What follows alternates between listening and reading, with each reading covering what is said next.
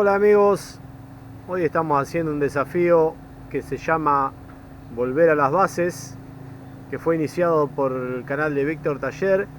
Y bueno, yo fui nominado por Javier de Curly Snipes. Ahora le voy a dejar yo todos los links para que vean sus canales, sus trabajos. Yo lo que decidí hacer es algo forjado, un destapador así nomás.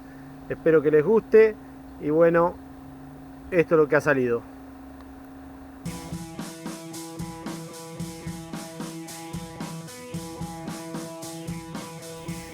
Bueno, para este desafío, volver a las bases, tuve que buscar la fragua que utilizábamos hace más de 25 años con mi padre, y como se me perdió el motorcito que iba manual, le adapté un motor de ventilación de la camioneta.